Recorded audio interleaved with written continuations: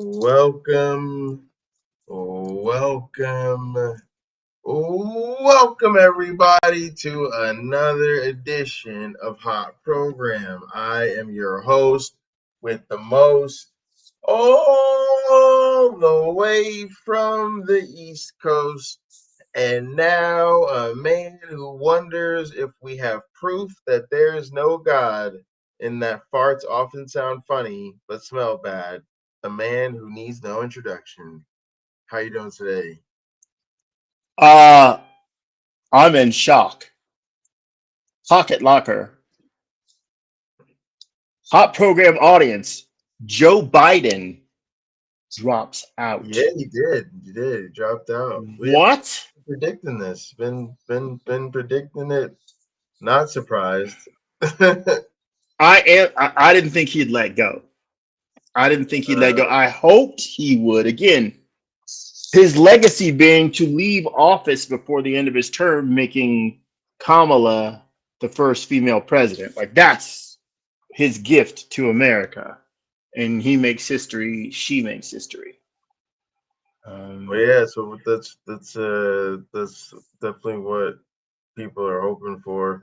Yeah, I mean, I definitely, it seemed like he was gonna stay in for a while, but it Mhm. just kept getting.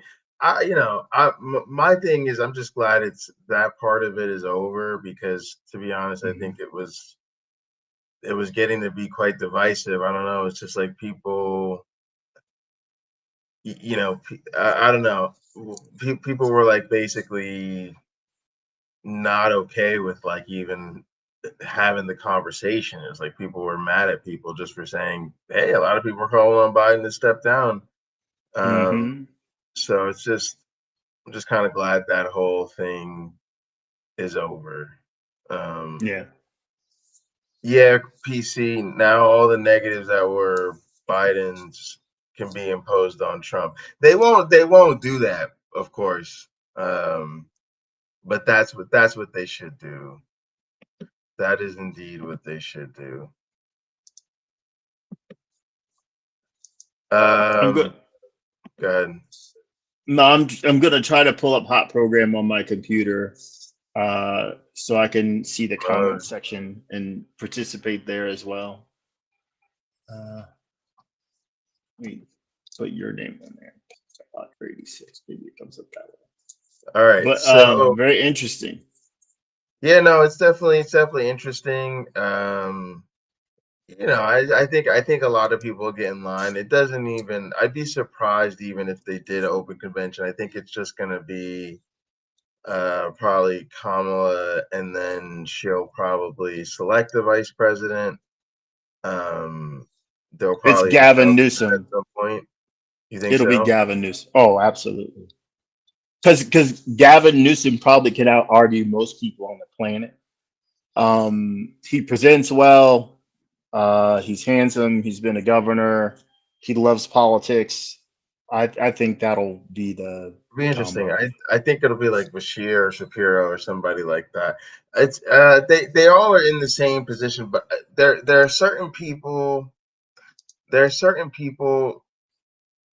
All right, there's nuance here because there's certain people who you're the governor, you're a senator, you're whatever, and you would say you can't say no to being the vice president, obviously, because you're right there in the line of succession. But there's also traditionally been politicians who won't do that because it is sometimes seen as like a secondary position, like you're a vice president. So in that sense, Newsom, I think, is likely, like in the sense of they clearly want him to be on the presidential stage next, and he's got a lot of support behind him. But I do think he's the most likely of that group of people to also say Hmm. no because he's like, nah, I'm Oh, good. interesting. Like, because there's no need for somebody like that to be the vice president. It's like, nah, why bother? I'm the governor of California. That's like one of the, that's like arguably one of the most powerful governorships in the country, right? And one of the most Hmm. democratic states. and then he just goes for president. I used to feel the same way about Cory Booker. Like, no, I don't ever want to see him be somebody's vice president. But it would still be a good pick. It's definitely possible. It's just interesting. But yeah, I think Bashir would be good. That's what Liz is saying. Don't know if they want two California candidates. That's another good point. They're both, because Kamala's from California and Newsom's from California. Yeah, usually they'll do somebody like from the Midwest or the South or the East Coast.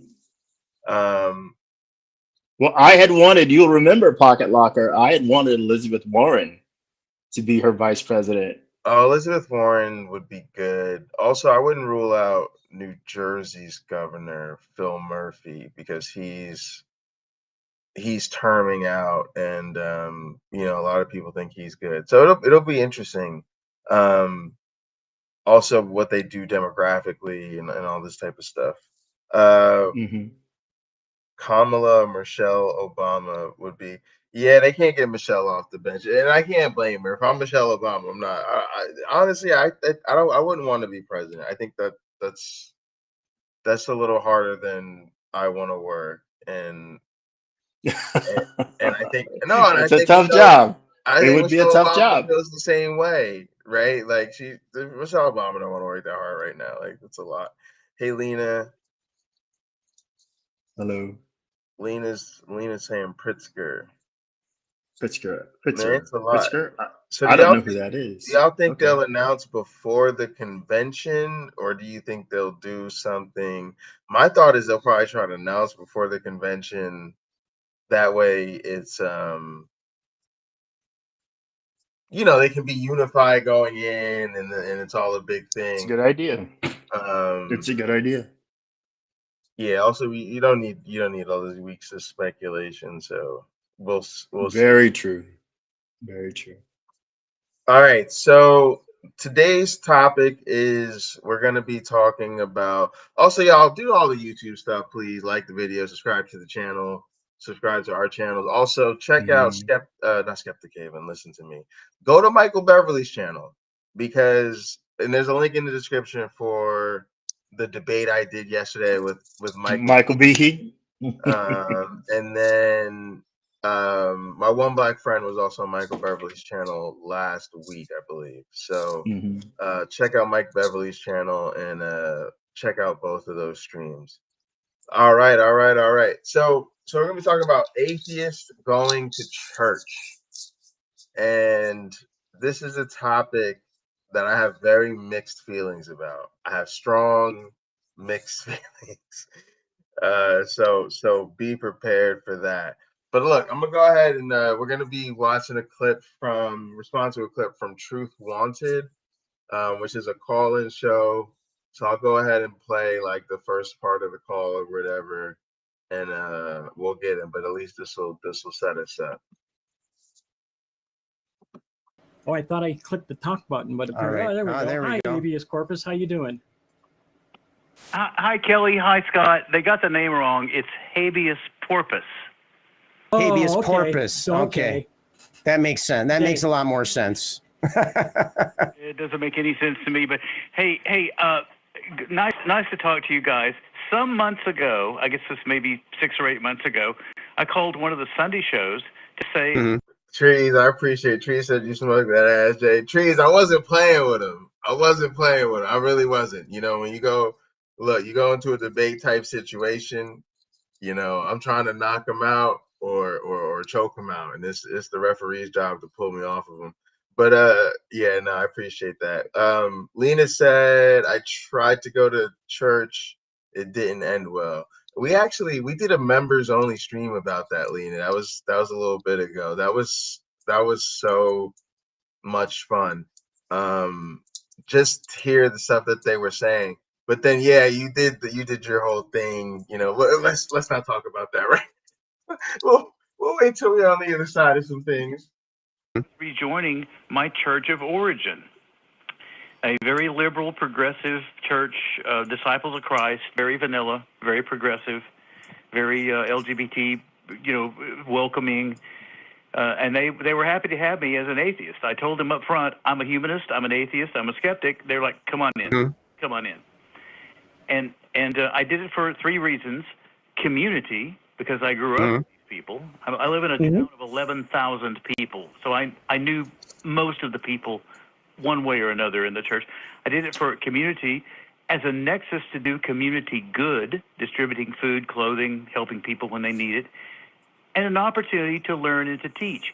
And some of the atheist community gave me grief over joining a progressive church.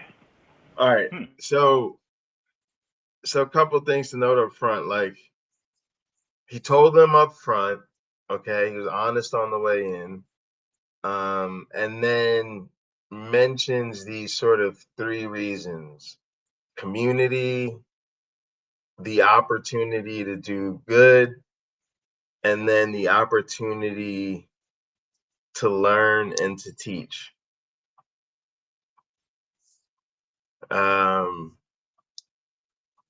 Yeah, like that's and then he's getting grief on the internet. Yeah, I don't know. I'll let it roll for a sec, but let's just remember that. Do you mean like online community, or are you talking about community in your area? Online. Okay. A couple of people actually said, you were never an atheist in the first place. That old chestnut. Okay. That's ridiculous. If you don't believe in a God, that's how it works. Yeah, I definitely. Right. Yeah. That's all that's required. Yeah, I definitely think that's silly. Yeah, I definitely think that's really silly. But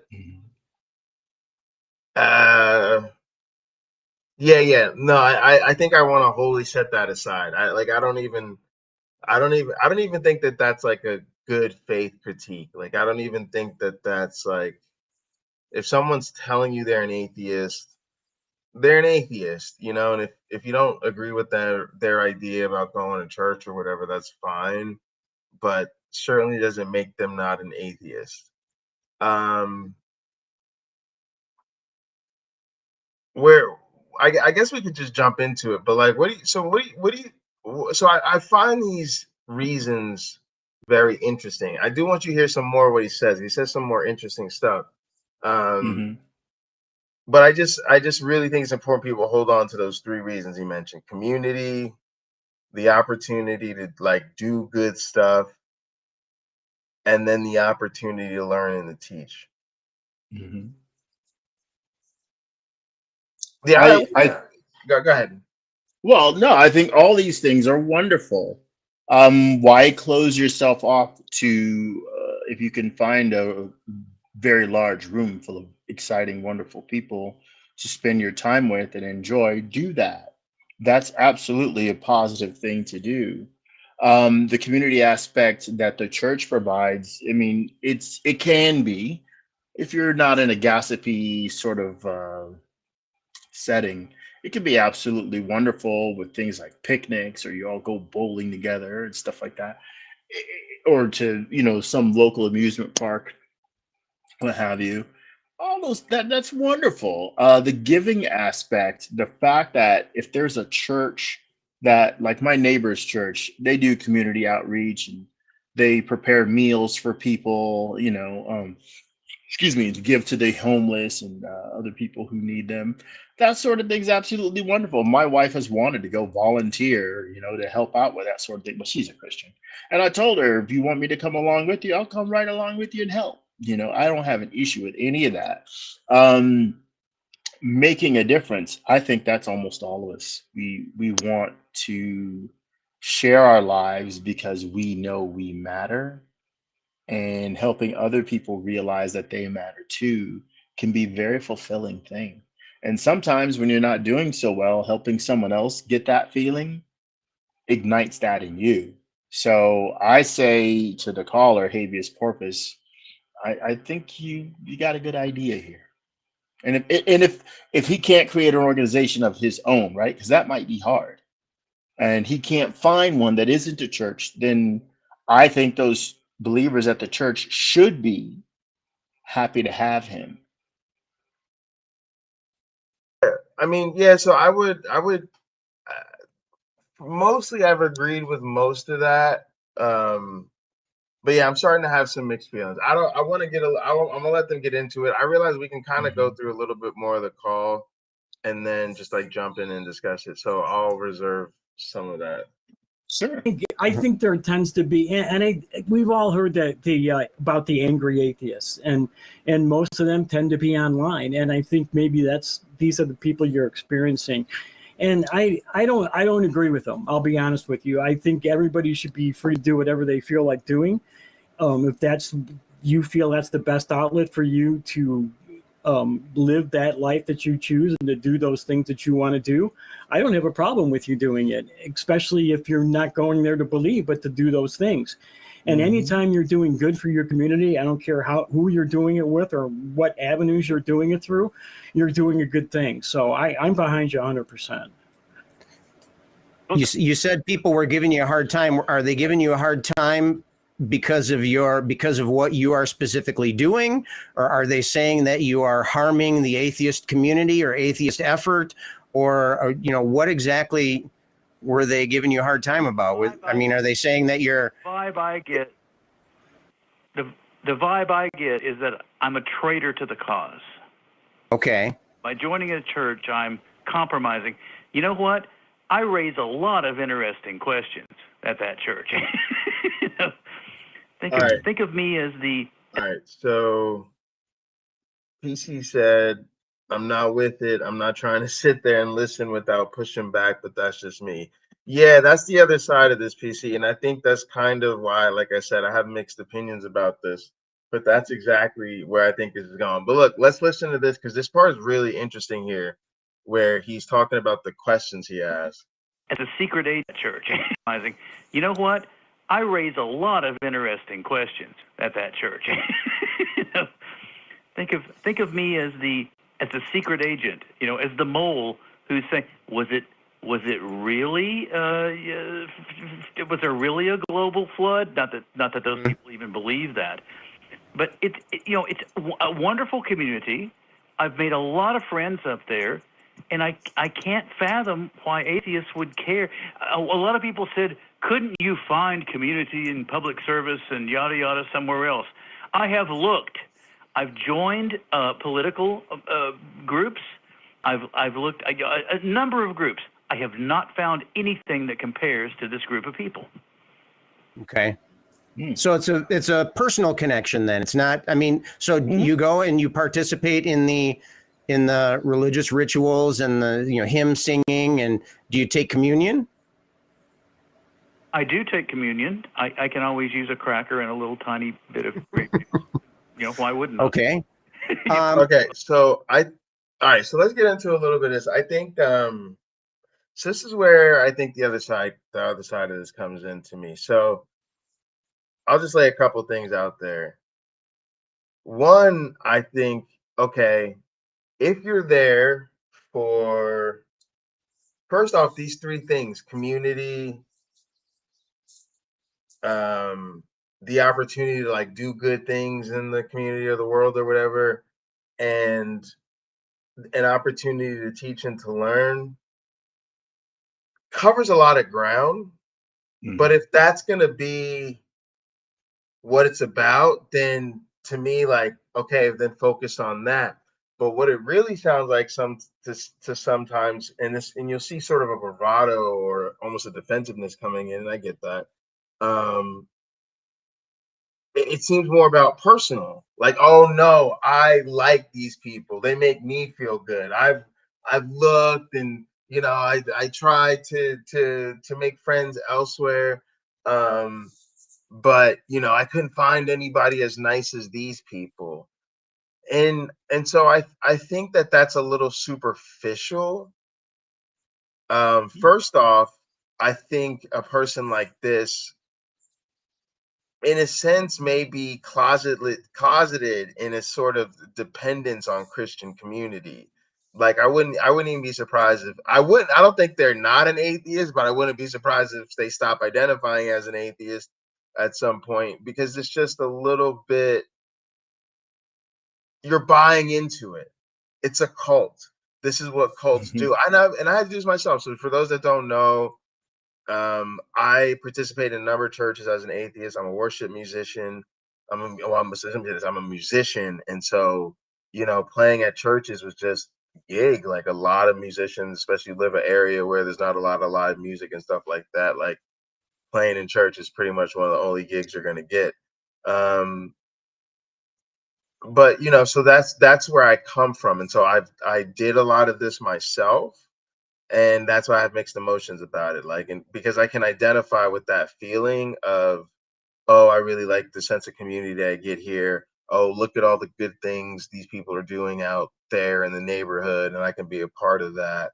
And you do have those conversations where you're having lunch with the pastor and talking about evolution, or having conversations with other people in the in the worship team, the tech team, and going on retreats and going on trips. So I've done a lot of that, but I've also become sort of critical of that. Part of it is I don't know that it works. Like this whole sense of like, oh, you're teaching and learning and stuff like this. I don't know. Like in a sense, it's hard because it's not like an academic setting, right? And so sometimes it feels like you're teaching and learning, you're doing these things with these people, but I don't know, is it going to make a difference? And also it's like, would they accept that? Like, yeah, okay, so you told them you're a non-believer, which by the way typically just means a few people. Like, and so in my case, being part of the worship team, it was like I wanted to make sure the pastor knew, I wanted to make sure the worship leader knew.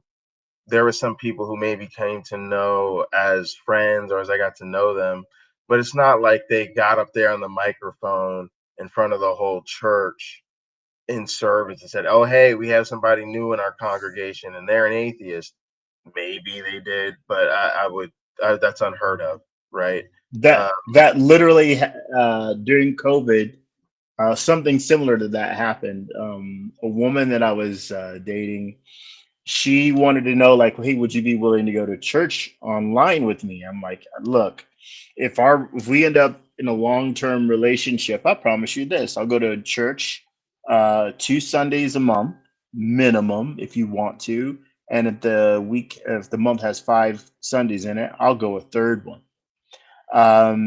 If there's any special events there you want me to attend, I more than likely will. I'm probably not going to say no because I want to be supportive. Well, she asked me to go to the online church, so I'd be at my house, which is like 60 miles away from her house. But so that's what I would do. And the minister she told them I was an atheist, and the minister introduced me as such. And it was a very brief thing, like, oh, so have you read the Bible? I'm like, yeah, I have. But when they would have discussions, because you had breakout groups, and they would have questions, I would bring things up, not to, I guess, not like I would on Hot Program. I wasn't adversarial at all. I would just say, hey, here's some additional context for that. Hey, here's another scripture you might want to go to. Hey, this ties in with that. That's sort of what I did, because I wasn't there to defend my atheism. No one asked me to. No one was saying, hey, you're wrong and we're right. I didn't get that kind of attitude, so I didn't have to match that energy. It was more of a, like, we're really excited to see you here. Thank you so much for joining us. I hope you and Nicole have a lovely time. Yeah, see, I think That's how it went. there's a lot of, like KCA Randy said, how long do you think you will feel welcome once they figure out the caller isn't persuadable? And again, this is why, like, I hate That's to a say great it, but, like, question. I hate to say this, but like, I just call bullshit on a lot of that friendliness in these religious congregations. They're cults, y'all. They're cults, and cults have to recruit people. This is like why, if people look at the way I was with Behe, like it comes off as, here's this super nice, friendly guy, he's, just trying to talk about intelligent design, and then this like lunatic evolutionary biologist that just keeps telling them he's he's full of shit. But it's like we have as critical thinkers, we have to be willing to look at the situation for what it is.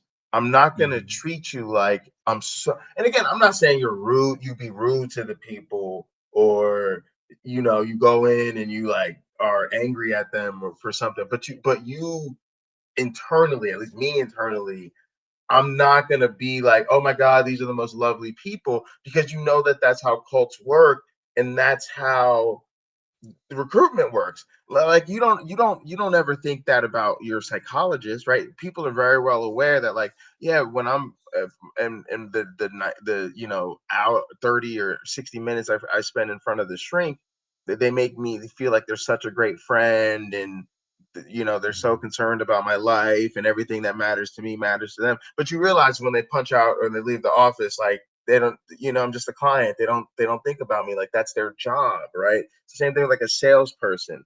Like how many people are like get suckered into buying something? It's like, oh my goodness, the salesperson was so wonderful. It's like, how do you think they sell things?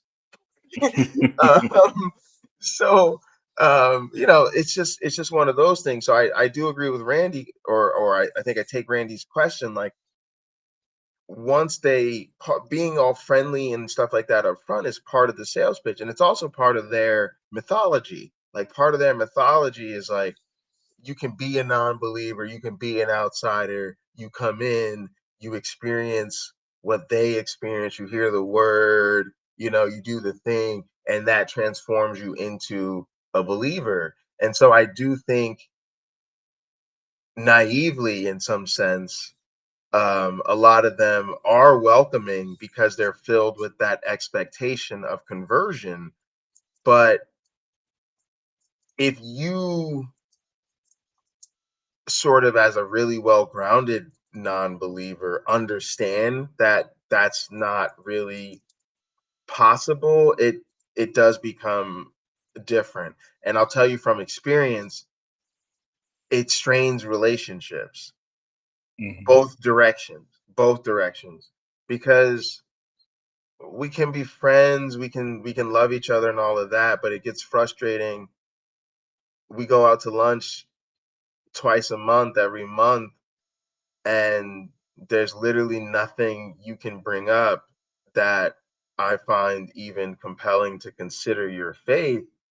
And apparently there's nothing I can bring up that can get you to genuinely question the validity of your faith. And both parties just over time just lose steam, because and rightfully so, y'all, rightfully so, because you realize it isn't going anywhere. Well, if you make it about that, so my brother Richard, mentioned him before. He races motorcycles. Well, he used to, and he's in a motorcycle club. No, but I'm saying about that. I'm saying about that. Yeah, of course you can still have a relationship and just set that disagreement aside. Yeah, you exactly. I was going to say most But, of the when they hang out and they're sitting in the clubhouse, they're not talking about motorcycles the whole time. There's other things that they have interests in that they sit and discuss. sure, but I just mean having those purposeful conversations. And honestly, too, like, I don't know. I do lose interest in people over things like that. Like, because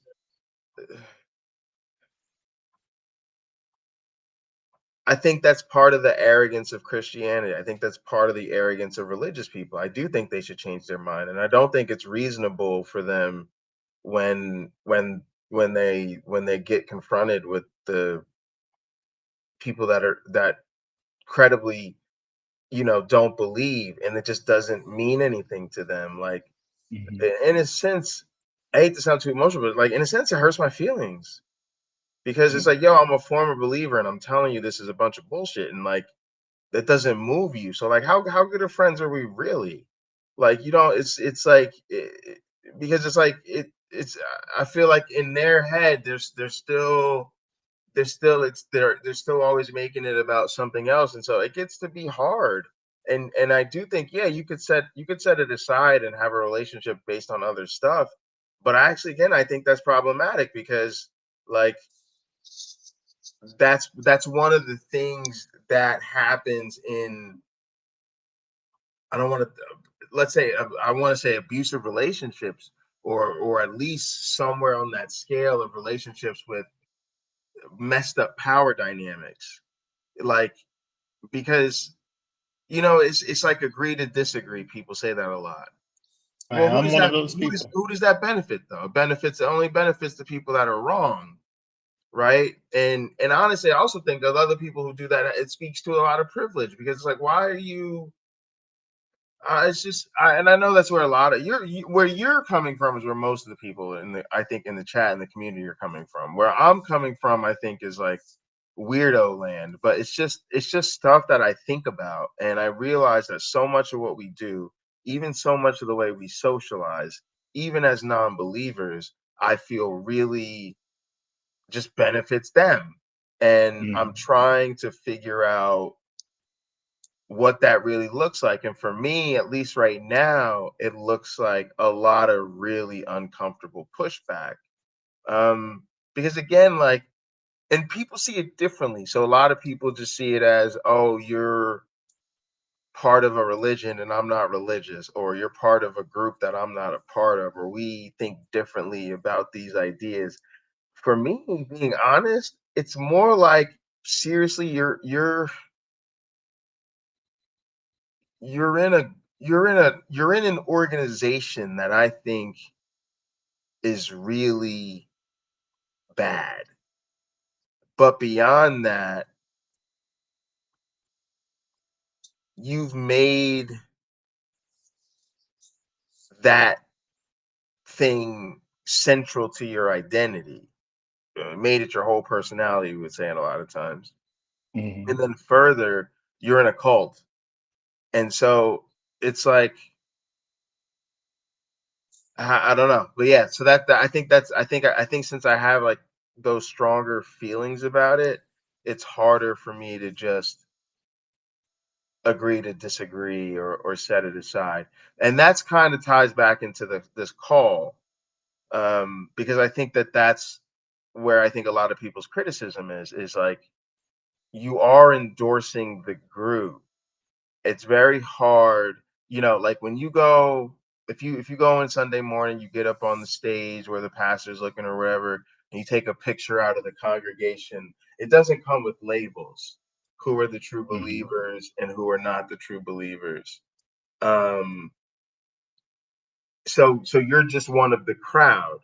And so unless you're really actively having those conversations, it gets tough, right? Because the most you could, so for me, so for instance, like when I was part of a church, like I had to do a lot to really have those conversations, but it's still really Mhm. hard, right? Because let's be honest, the church isn't going to give you platform for them. They're not going to, when the pastor goes to preach about some literal nonsense or whatever he does from the Bible, he's not going to invite you up there to give the other side. You see what I'm saying? And Counterpoint with my one black friend. exactly, like Yeah. it's not going to happen. And and I've had myself in situations where, like, say, even at a smaller like Bible study, where it's a little bit more casual and everybody is talking about their ideas about the scriptures or whatever, um, it's still very difficult um, to speak up about having a different take on things, even in those settings. And so you end up kind of doing it mostly in like one-on-ones or small, like, small like relationships. So I just want people to realize, like, it's tough. It's tough. And I really do think what this guy's trying to do is like a noble idea, but it's very difficult. Yeah. Um, all right. So one more thing I'll throw out there before I play. I guess we can play again. Is there's an analysis of participation that makes it constructive. Um, so when you go to like a concert, right, and your favorite artist is singing a song, part of what makes that such an unbelievable experience is you bought tickets ahead of time, you playing the whole night with your girlfriends.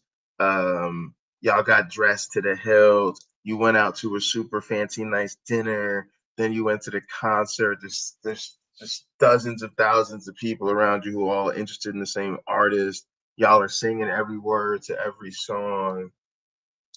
There's a way in which if you take away all the people who are doing that, you don't have anything. It's not this crazy experience. It's just a band on stage playing a song. And so there's a way in which we think a lot of times if you buy a ticket to a thing, you show up, you're just a passive watcher, right? You're just an observer. But really, you're constructing the experience. You're part of creating this. And that is what I had to ultimately struggle with, especially being on the worship team, because you are making this happen. You're part of the band. You're part of making the music. You're part of encouraging people to worship. But it is That the same. priming. Yeah, but it is the same thing if you're in the pews. You're singing the song, you're throwing your hands up, you're going through the rituals, you're taking communion. That's not going to really signal to people that you're not in alignment with the church's beliefs. That's going to make people believe that you're counted in a number, right? That you're part of the group. And so I think that's why it's tough. That's what you could tell. I have real when I said mixed feelings, y'all, I wasn't playing. Well, I do wonder if, since the experience is based on the individual, how they interpret and internalize the experience. Are most people there just NPCs? You're in the band. If I'm a devout Christian and I'm in the crowd and you're an atheist in the band, for me, unless we interact, you are a non-player character in Yeah, my faith practice. play You with might as well be a soundtrack. They might as well be playing some, a CD, sure. DVD, an MP3, whatever, Yeah. because we don't interact. Now, if you do something that's interesting to me, well, you're an influential NPC. But if we sit down and we have a conversation, then you're definitely no longer just a non-player character, unless that word bubble pops up above your head and you say whatever, and I move on. So But I think the people like the minister provide direction. I guess you'll see that from other church officials that get up on the platform and speak. They are a direct influence on what I'm doing on a grander scale than just someone sitting 6 pews ahead, and all I ever see is the back of their head, of them. I don't even know what they look like. I can't tell you. yeah, no, that's a good point. It's definitely a continuum.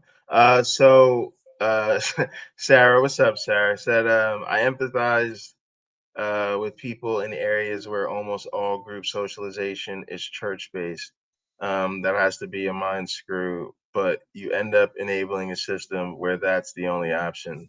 Yeah, I was wondering if that's Sophia, but no, I think this is kind of what this person is getting at. It's been really interesting. All right, let me play some more of the call for y'all. Mm-hmm. Oop, go the wrong direction. Here we go. Open. Well, speaking on behalf of all atheists, no, of course I'm not. Speaking on behalf of myself, I wouldn't necessarily have a problem with that per se. I would say, I would say that promoting the idea that that's the only place and way that you can find community perhaps could be seen as a negative way. But again, all of these judgments would be divorced from your context, right? So maybe you've tried, maybe you need personal connection just like anybody else. You need to have, I don't know, something to do on Sundays, like Okay. Let me get in here. Okay. These are two great points. Okay, so first, and maybe we'll come back to it, is this idea of reinforcing the idea that church is the only or the best place to get that sense of community. And I think that is a big problem. And when you participate in church as a non-believer, you're reinforcing that situation because you yourself are now focusing your community on that area. And again, guilty as charged, y'all. I've done this, and it's been to the point where literally, like, I've been dating people who are also non-believers, and they've basically been like, you're like dating a Christian because you're always with you're either at church, practicing for church, at rehearsal for church, or at a church social activity, even as a non-believer. But it was the same thing. I was part of the worship team. I was part of the worship team at church I really enjoyed going to, and I really did like the people. And I just went to people like this. Real talk, if you're in a band, right, one of the best things you can do with your band is not play music together, right? Because if all you ever do is rehearsal and your shows, you never get to know each other. So I would always tell people, a big part of the reason I go to the small group Bible studies or whatever, and I go to church trips and stuff like that, is I'm getting to spend time and getting to know the people I do this with. And and I always felt that was great. But I think this person is making a good point that it really does reinforce that situation. And Lena said this: if there's no socialist party, you don't go join a liberal one, you create a socialist party. And I wanted to pause here and talk about this because otherwise I'll forget. But this is the kind of the deal where I understand now where people come from when they say like stuff like liberals are the worst. When they blame liberals on being the reason we don't get the kind of progress we need, because the liberals are always trying to compromise with the conservatives. They're always trying to tell us we're doing too much too fast. They're always afraid to be really progressive, and the list could go on, y'all. And I feel in a sense the same way about liberal Christians.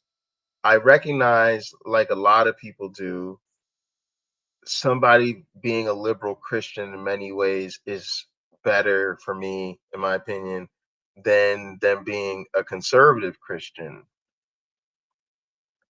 But I'm afraid it's really just a step in the right direction, but far too few steps and not quickly enough. And so, in a sense, liberal Christianity really frustrates me because I don't want to play this stupid game anymore. Christianity isn't true. And even though liberal Christians, again, are better than conservative Christians, they're not truly liberal. They're not truly secular. They're not truly humanist, right? And so there is a lot of religious bullshit even in the more progressive liberal people. They just stay away from certain hot button issues or whatever.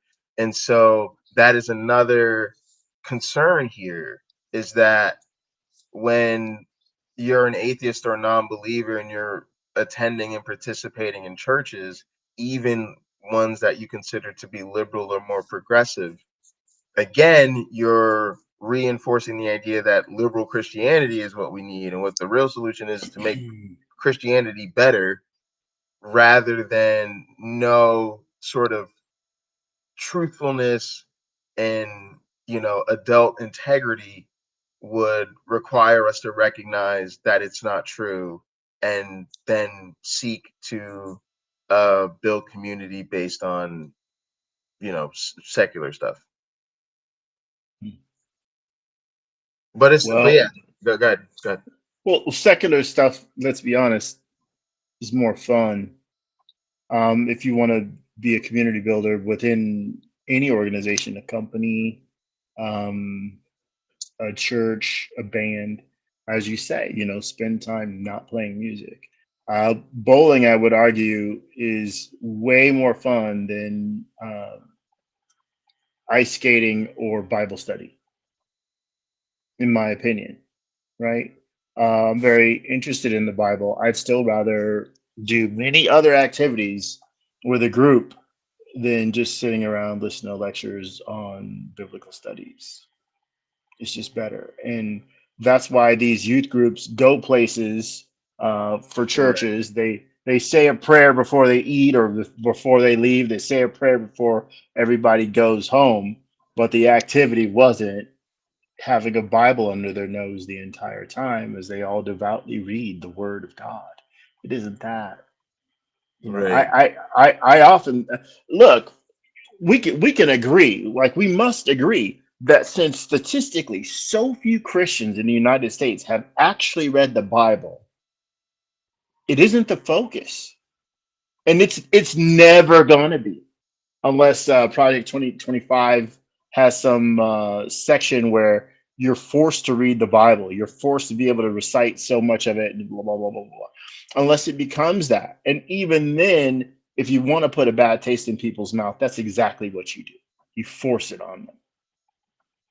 And I think one of the strangest things when I was a believer, as I look back, is that I didn't read the Bible very often. I had little to no interest. It was more fun for me to hear the preacher stand up there and read the stories and add his or her commentary.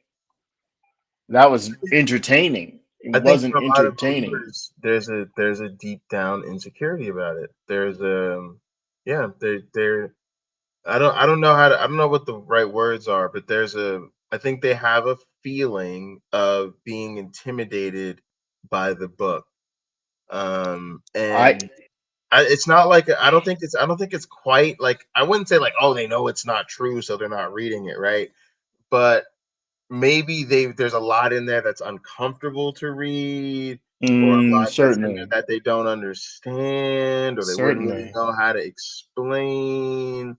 And it's Mhm. almost like they know they're supposed to be excited to explore this, but they're not willing to do it without someone holding their hand.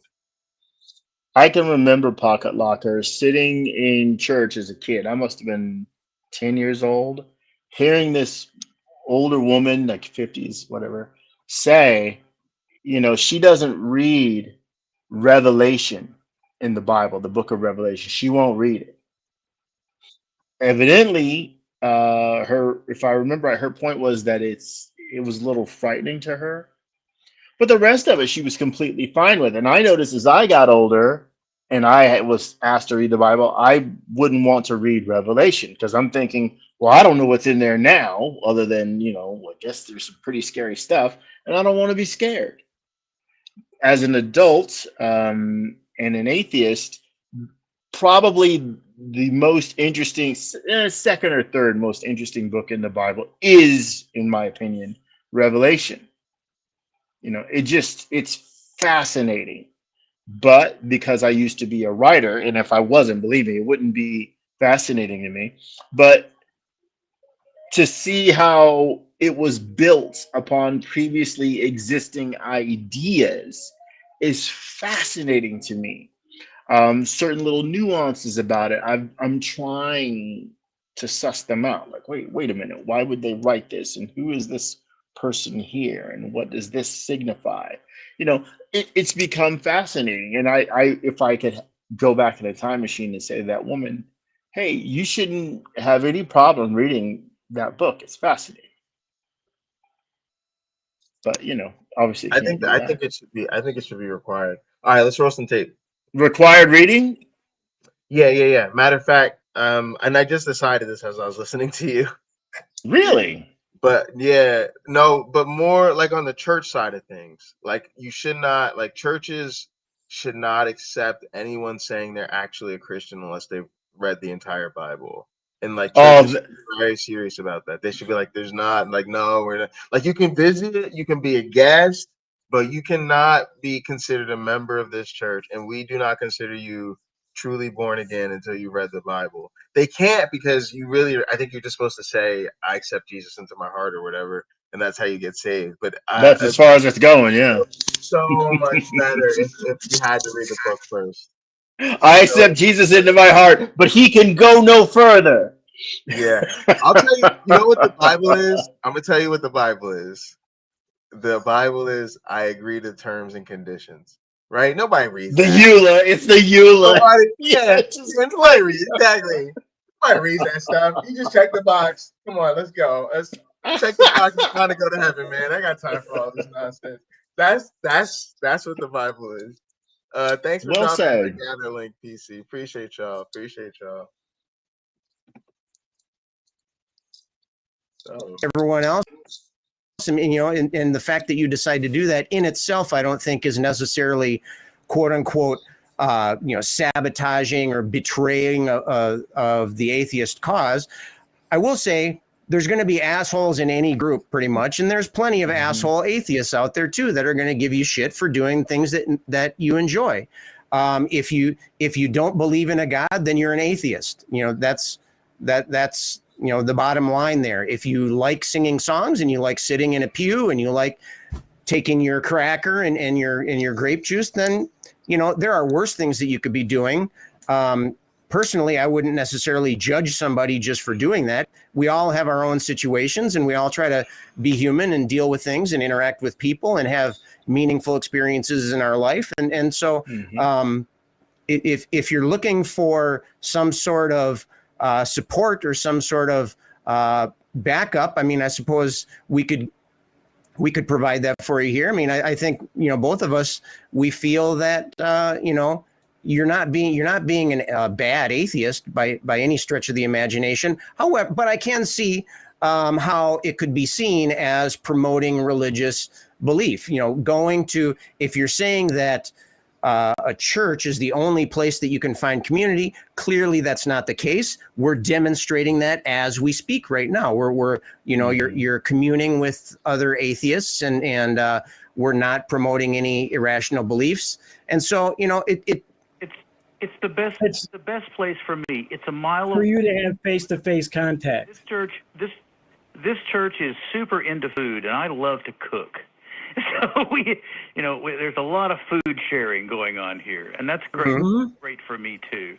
There's just a lot of positives here, and very few. Let me ask you: have your attitudes towards your belief in God changed in all the months you've been going to the church? Oh, hell no.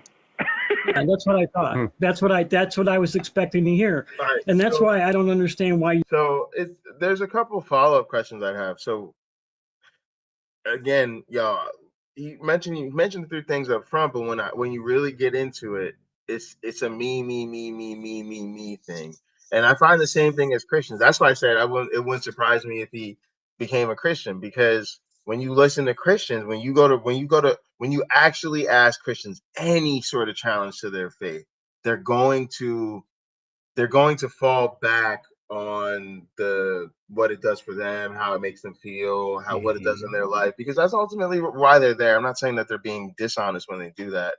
And I think it's a similar situation here. The other thing that I think is interesting is the idea of, 1, the sense of community, and 2, doing good in the community. I actually, again, I've done them myself, so I don't want anybody to think I'm being judgmental, but I don't see those things as being as automatically positive as other people do.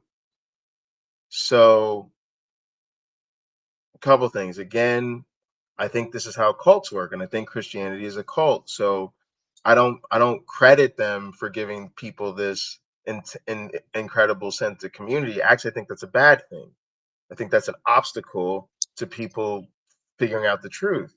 And I think that that's a huge part of the delusion. Again, I say this all the time, but when you're dealing with opposition, you have to attack where their advances. In other words, you have to go after what they do that works for them, right? And so if Christians weren't like that way, like if they just presented their ideas straight up, or they didn't try to do all this community building or whatever, and they just like, that would be fine. But it's like, unfortunately, they use community building to do their harm and to do the bad things that they do, so we have to attack their community building. It's not that we're saying community building is bad, it's just saying this is not the right community to be community building with. You see what I'm saying? The other thing is, when you go into like we do good in the world, I think about mobsters. Where do you think mobsters got that nonsense from?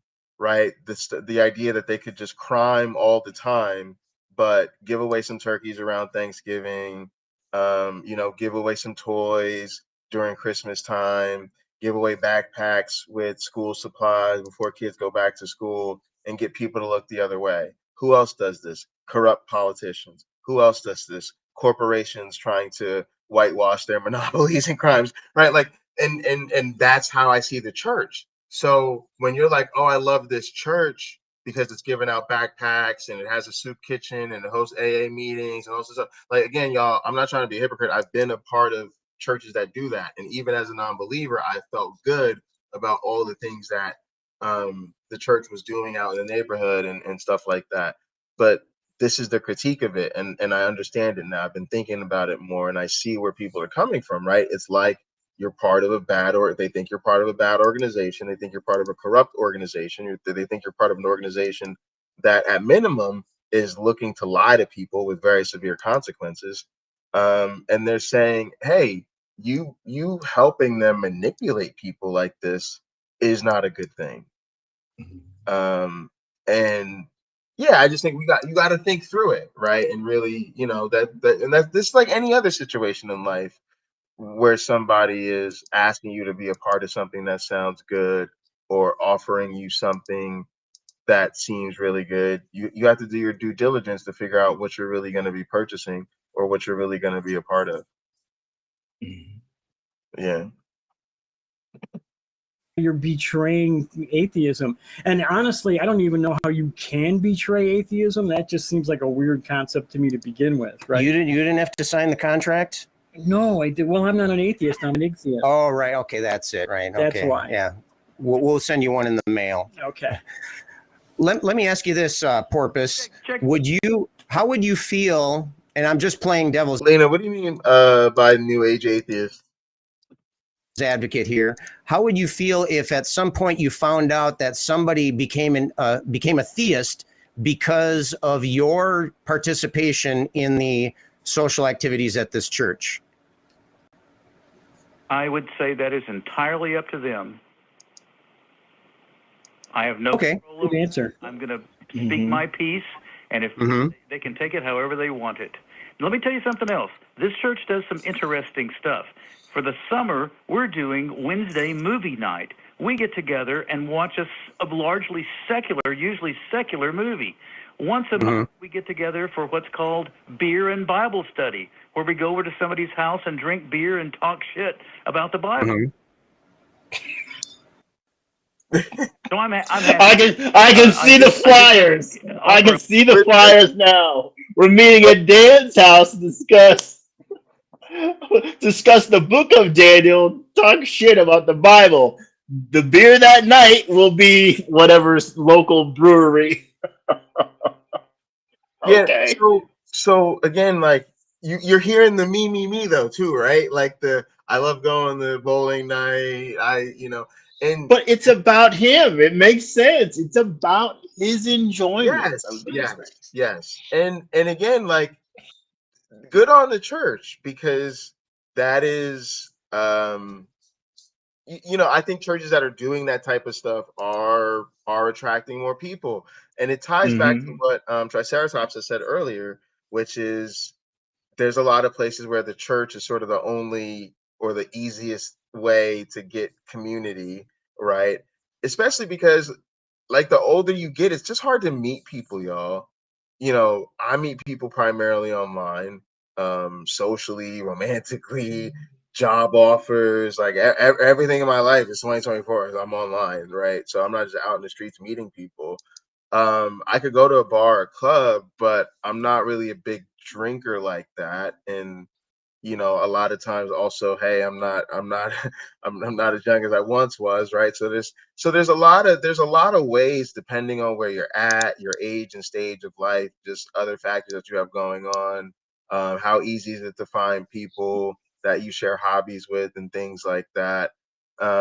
It can be hard to find community that's doing stuff on a regular basis outside of church. So I don't begrudge them for enjoying those activities. But yeah, it does seem like that's what it's largely about to a lot of people. For a little pushback, since this first came up on an ACA show months ago, but for God's sake, I'm connecting with friends. I'm doing community good. I'm liking these people. If you don't think I should be doing that, fuck you. I'm still going to do it. So that's I volunteered at a church that did a food pantry program where they gave out free food once a week to people. And I had nothing to do with the church at all, but I helped them run the food pantry. So like I said, I don't see any problem with it myself. Yeah, I wouldn't say I necessarily have a problem per se with what you're doing. Just if you want to try to wrap your head around the naysayers that you're experiencing in the atheist community, perhaps they could view what you're doing and whether or not this is what you're doing is, all we know about you is the couple of minutes that you've explained to us, but just trying to understand where some of the pushback might come from. Perhaps they see any kind of promotion of religious beliefs would be harmful to society, and they might consider that participation in these activities is kind of a de facto support. And I don't necessarily, I'm not saying that that's my position, but I can understand how somebody might think that. And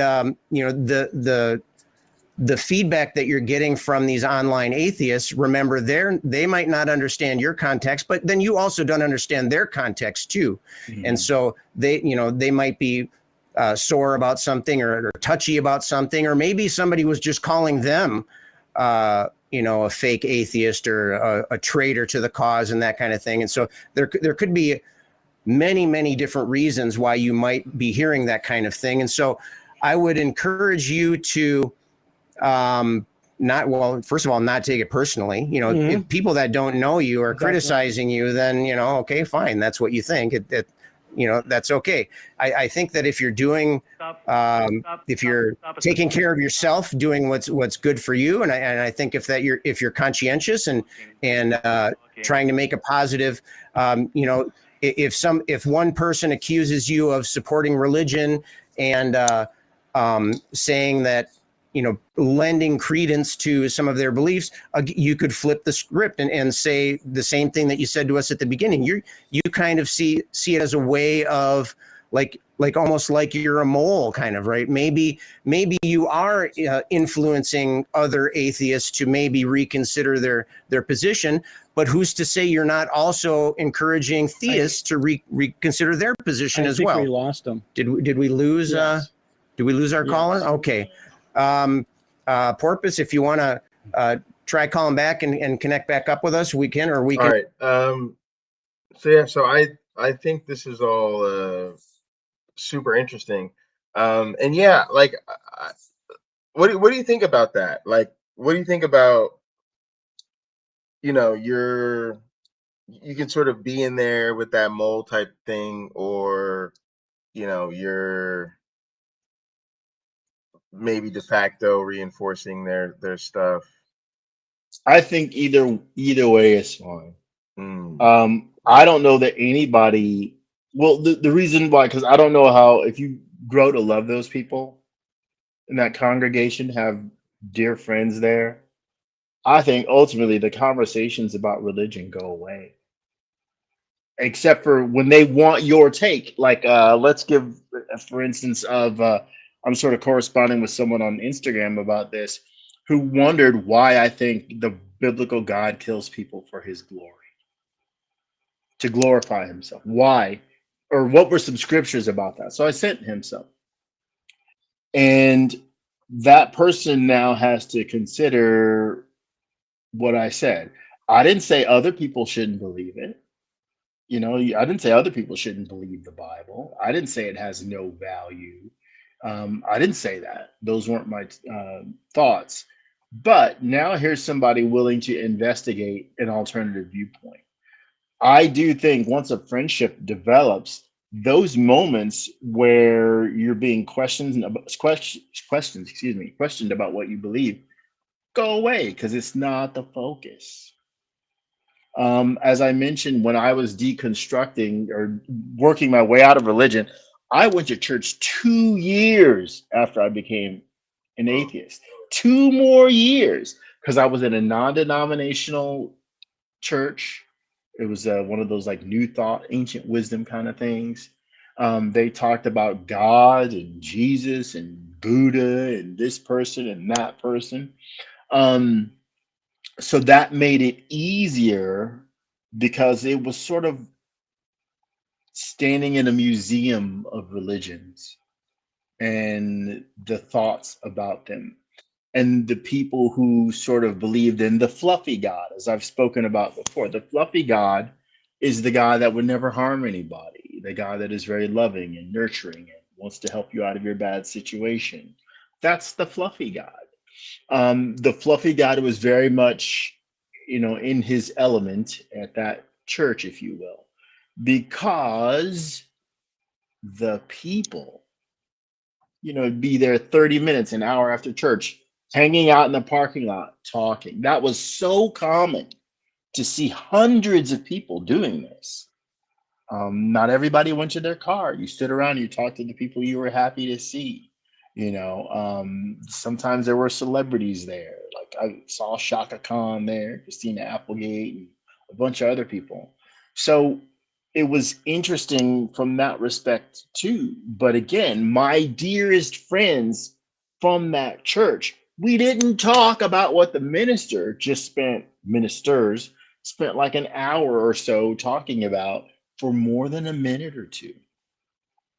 Oh, you The mean like discussion, actual? Yeah, yeah, yeah. yeah, because we see each other in the parking lot, right? The discussions we had in the parking lot often were, how are you doing? Hey, you were working on this project, you have this concert coming up, how's this going? How's that going? Do you need any help with anything? It was about that, not anything to do with what God is working, what miracle is God working in your life, my dear. But It doesn't that wasn't that at suggest? Doesn't all. that suggest to you that like it's time for us to move on from this? We don't really need this, because you could take those 2 minutes out, and that to me is the problem is, and that's what I mean about progressive Christians slowing us down is I want to live to see the day we get beyond it. I don't think I will. I don't think I will, but I would love to. And you have to do it, right? Like I remember my grandparents telling me basically the night before the election that they would never live to see a black president. And it was crazy to me because I knew the dude was going to win.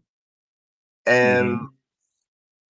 and it was crazy to me because it was like they put him up.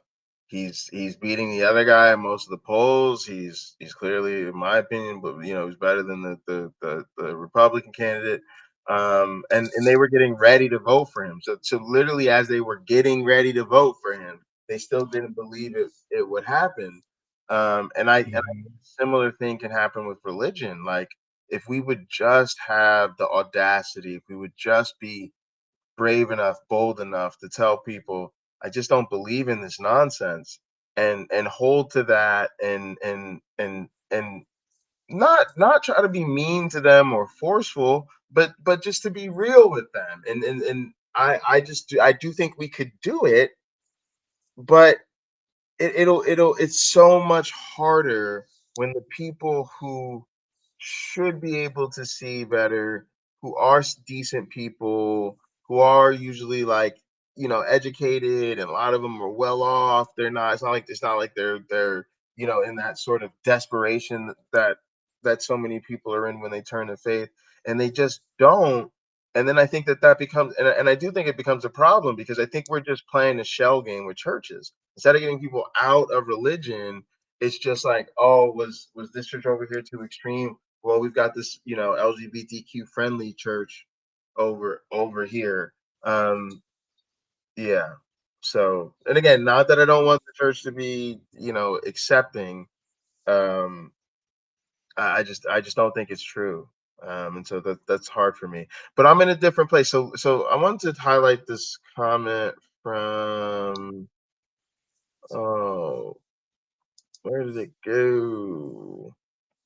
So Lena said, because Lena had previously said um, that she believes all the new age atheists are traitors, in my opinion. And so I asked why, And Lena said because atheism ought not to be reduced to a philosophical position. It ought to be a core aspect of progressivism and socialism. I agree with this so much. I so strongly agree with this. And I honestly think that this is a problem, because I think especially out here in the social media landscape and YouTube world, what we're doing right now with atheism is we are reducing it to a philosophical position. And I think we're largely doing that to make theists comfortable. I think we're largely doing it, and it's the same thing. Like, I don't say the same thing, but I feel a very similar way about like evolution and religion, or sorry, evolution or creationism. I shouldn't say that, but maybe like, let's say science and religion to an extent, or science and faith. Like, I don't think they're reconcilable. Or I don't I know, right? And then we have to go, well, technically, right? Like, technically you could um believe in evolution, and accept scientific accounts, and still be religion, still be religious. But I think for a lot of people, for a lot of people, it's they can't. I don't see how. But I think this comment really highlights that about atheists. So sorry, what I was getting at is, like, with evolution, we just say, hey, it's strictly uh, an explanation about how we get different species and yada yada yada. But the real implication is that we were not created, and since we now Mm-hmm. created, it's on us to move forward with that knowledge, and we don't do that. We pretend we can just keep it over here as a little scientific theory, and it doesn't have to influence everything else. And I think that's a mistake. I think now that we know that we evolved, we should set aside the supernatural, and we should go about building a whole world system, not just world view, but economy and like actual, living system based on this knowledge. And yeah, I think atheism fits right into this. So I agree with this. Um, and I'm kind of happy to carry the torch on this a little bit, actually, because I think out here a lot of the atheist space has reduced it to a philosophical conversation. You see this a lot, like call-in shows and stuff. Um, so yeah, I don't know. Cool stuff. Um, all right. My one black friend, what do you think about my comment about it's nice to do good things in the neighborhood, but when the gangsters do good things in the neighborhood to sort of cover their reputations, we don't necessarily think they deserve, a ton of praise for that, or maybe we do. Where do you think churches fit sort of on that spectrum, and what do you think of like atheist participation in that regard? Well, in American society, there's a hierarchy, right? There's the Christians who influence the Christians in government officials, the Sure. government officials that are making laws based on that influence. Then there's the larger churches in town and the church on the corner and the individual believers in those churches. Most of our interactions are with the individual believers from those churches. It's not the church in the county, whatever, as a group. It's not the lawmakers, and it's not the people telling those guys which laws to make that will ultimately benefit the churches, right? The local Catholic church near me, they didn't sit in there on a series of Sundays and come up with Project 2025. The people that we most interact with, I think that's where, I guess, they're the ones paying for the turkeys, right? Not Nino Brown. They're the Mm. one paying for the turkeys. The people at the top telling the politicians what to do aren't paying for the turkeys. They're paying for the politician. they're getting the politicians reelected. They're working for that sort of thing. That's their power and influence. Those are the people, in my opinion, that most need to be reached, because they are foolish enough to think that I keep reaching for the Bible. It's across the room because I want to hold it up and shake it. The things in that book are the way a society ought to conduct themselves. Look, some of the wisdom and foolishness in that book is 3,500 years old, some of it even older. And we've gone a long way from where they were. If they were so smart, why didn't they have self-driving cars back then? Why didn't they have the light bulb back then? You know, I can go to a camping store, buy some like canned goods, and push a tab or flip something, and the food inside will cook. One of my teachers had me design one of these when I was like in high school. You know, use calcium carbonate and water. How do you do it? How are you going to make this happen? Okay, I'll do it. So it's not that they had the best ideas. Yes, they had some ideas, and other people, their contemporaries in other cultures who did not have that same God, they also had really wonderful ideas to move society forward. Not all of them were to move society forward. Some of them were just to protect the station of the king or the priests or whatever, so they can keep on being rich. We have to strike a balance, and it's hard, and maybe everybody can't do it, right? There have to be atheists that know how to reach those people telling the politicians what to do, that are creating a more oppressive society so that we can appear more righteous. Okay, so that hang on, let me just bring this up so I don't forget, because I've already forgot like 3 times. Okay. Politics, like that's a huge part of it for me, like a huge part of.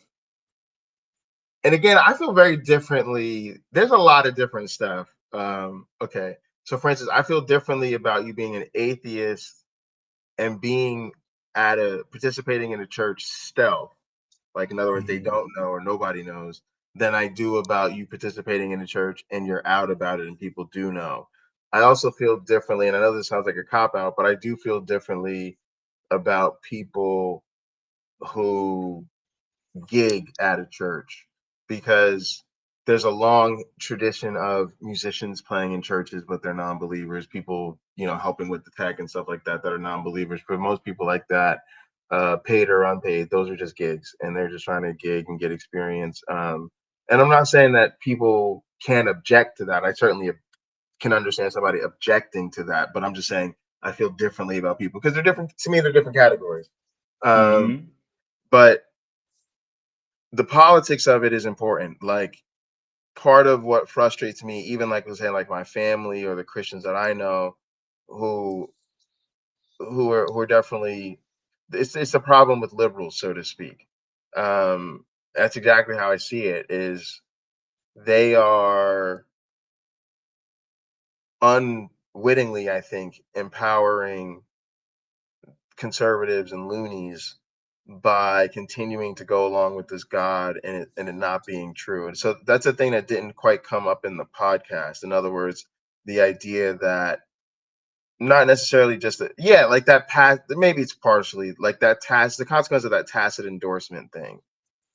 It's the idea that you're going along with it, you're pretending it's cool. Okay, so if there's other Christians out there that have problematic ideas, you may not agree with those, but do people get the impression that that you're helping the church concentrate its political power? In other words, it's not just that you're showing up and singing the songs, but when the politician comes to speak to the congregation, you're there.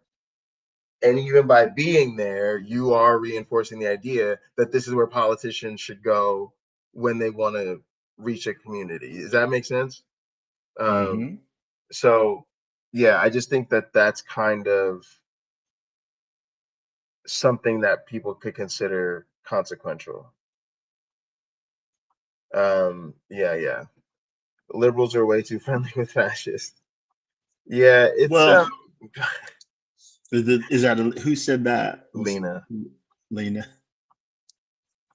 I think it's just that most people don't know, and I think most people don't really know how bad it is, and so they've just been programmed to think church, God, Jesus, good, very simple thing. Oh, a religious person, they must be a great person, they must be holy and honest and kind and all of these type of things.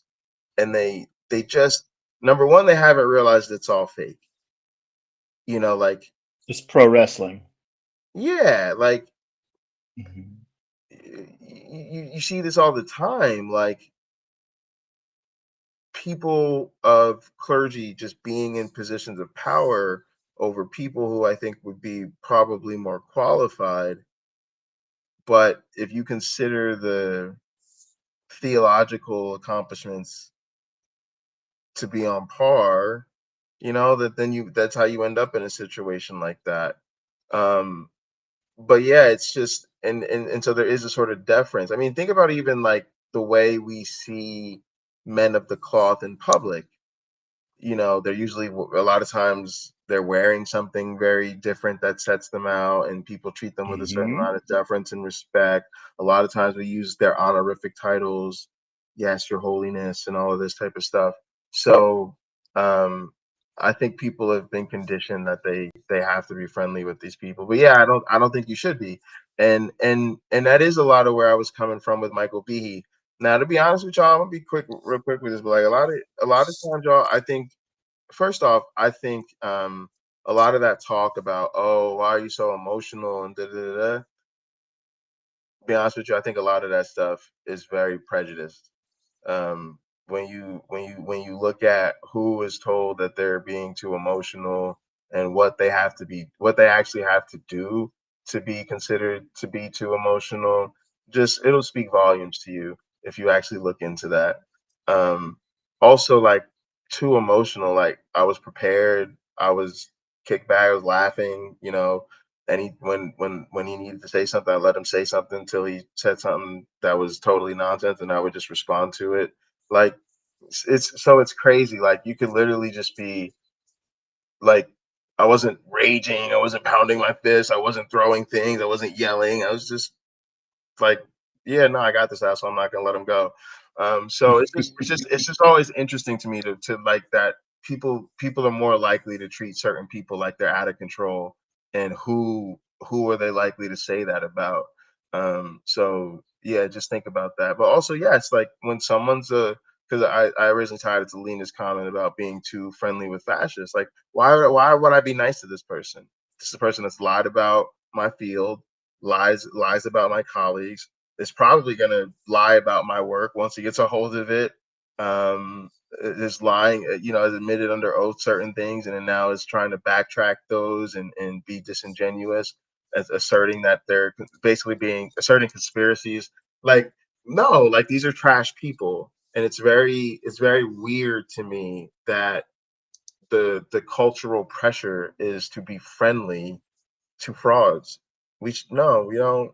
No, we should let them know we don't mess with them like that. We should let them know that we know who they are and they're not welcome.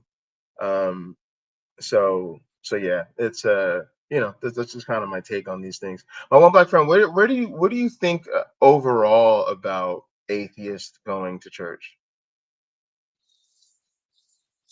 Depends on why you go. Sure, sure. Um, Mm. so let's take a couple situations I have been in. That woman Nicole that I dated, it was important to her that I had a faith practice ultimately and become a Christian. Well, I'd already been there and done that, and I'm sure she'd tell you I sure put a whole lot more thought into it than she had Mm. at that Uh, point in her that is, life. that is interesting. Um, but it wasn't for me. But she definitely wanted, her future husband or ultimately husband to be sitting in the pew next to her, praising God, holding her accountable for her faith, and she doing the same. Okay, that has power. That's fine. Um, my wife now, there are times she says, well, I want to go to church. So my neighbor's a minister. So we would go. We got married by him in his church. We've attended services there before we got married, after we got married. He sold his house, so he's moving. But we might see when our daughter, because my wife is Cuban, and it's her culture that you baptize the kids. Look, I'm going to give the kid a bath myself. So what's the harm in having her baptized when she doesn't know any better? And my wife gets the cultural fulfillment that she as a mother has performed her duty in getting her baby baptized. And chances are this kid is going to attend many hot programs, in my arms or at my side or on my lap, and be very interested in looking at you and whoever else pops up on the screen. But one day she's going to make up her mind whether or not religion is interesting to her. And if so, which ones are. So that's fine. So for my wife, I'll go to church as often as she needs me to, twice and maybe even 3 times in a month. If we're volunteering to help make food for other people, I'd do that same thing twice, maybe even 3 times in a month. The reason I think it's appropriate to go is to create happiness in your life, just like many things you would do. If it's creating misery, perhaps it's not what you should be doing. If you have, again, many people who are non-believers will have a partner that is a believer. You have to support that person, but you have to do it on your terms. You can't hate supporting that person, in my opinion. You have to enjoy, I hope, in supporting that person, or not mind, right? If you don't enjoy it, at least you don't mind. I don't mind attending church with my wife. As a musician pocket locker, look, if the church is paying up, go get your money, man. Have them pay you your whatever you've demanded for the Yeah. for the honor of having them hear you. Take their money because you're fulfilling a need they have. You're literally answering a prayer probably, and that's perfectly all right because you're getting something out of it. You're in fact getting exactly what you want out of it, and that's going to be a pretty good thing for you, and of course other people in our audience. So I think those are some great reasons if you have friends that are getting married or family that's getting married or some other event that's performed in a church. Movie night, beer night in the church is hilarious. So go for that. But as long as you are fulfilling your desires, I think it's good to attend a church or show up at a church or go to an event. So I think it's I don't know. I guess my thoughts are kind of mixed. It's not something I'm gonna. It's probably not something I'm gonna berate somebody about, but I'm seriously skeptical of an atheist going to church. Even myself, like playing on a worship team, it I don't necessarily feel great about it anymore. Um, Mm-hmm. I'm not sure if it's something I would do again in the future. Um, it's definitely something I had fun doing from a musical perspective and from a social perspective. I just don't know that I could um, bring myself to, especially not as a volunteer. Maybe if I was paid, Get um, paid. just for the extra money, I could maybe play somewhere. Um, Certainly not as a congregant or being involved in the church in any sort of non-service capacity. Um, I'm not because again, I'm not the type of person to say you shouldn't bake a cake for a church or something like that. Mm-hmm. But I do think maybe I don't know if it. So kind of back to Lena's comment. For me, being an atheist is the foundation of something much more, and I'm anti-religion. I want religion to end. I want it to be over. I want it to die. And Mm-hmm. so from that perspective, any kind of normalizing their ritual, I can understand as problematic. So, I just, even something minute like christening or baptizing a kid, I could just see how it's normalizing religious ritual, and it's also maybe normalizing that dualism in the child rearing, right? That yeah, because basically I'm getting at, like, your religious partner isn't going to stop with christening or baptism. It's gonna keep they're gonna say, well, now what about the next thing? What about the next thing? And I think that's the But thing anybody in our community has to deal with if they're married to a believer. but wait a minute. Let me ask you, what is the next thing after the baptism? What else? What else is there? Well, it depends on the particular faith. So, for instance, they're Catholic, there's First Communion, then there's confirmation, or just going to church or participating in Sunday school. It's just whatever the next step is. Once you've said, sure, you can baptize a kid, I don't have a problem with that. The expectation is going to be that you're comfortable with more, and until you decide where the line is. And it's not my choice. A Well, lot of people, I think a lot of people are fine with it, and a lot of people want to expose their kids to different religions and stuff like that. I don't know that I yeah, would. I say define where the line is before you say yes. You know, can But I think so here's about the question: that? would Can you? I just say that? Can I think about that? If Yeah, she asks, right? sure. That's the perfect thing to say. Let me think about that because I'm not a church person, so I definitely want. I don't want But to let me say ask you this: no, would but I you want to would set some you boundaries. would you want your child to go to a KKK cookout? No, No. So that's the difference, sort of, in how we see the church. I didn't ask you that to insult you. Please understand.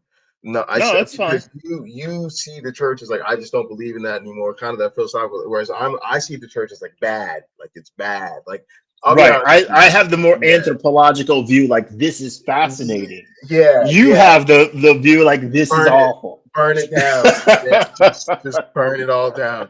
So, like, my dad has a picture on his wall in his bathroom. It's just a wall in his bathroom, and it has a Bible with a gun on top of it, and it says something like, "The choice is yours."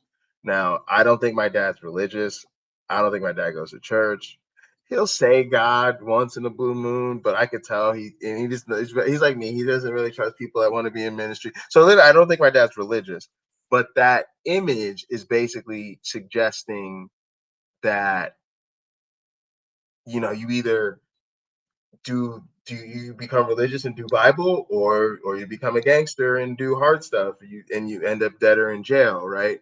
And I so to don't know that me, that's what that means. oh, it's definitely what it's getting at. No, not necessarily. Are you going to look for God to protect you or are you going to protect yourself? That's what I see. That's what I envision when I think about that image. Because am I going to, if the burglars breaking into my house, am I going to go immediately into prayer and hope that they are there for goodwill?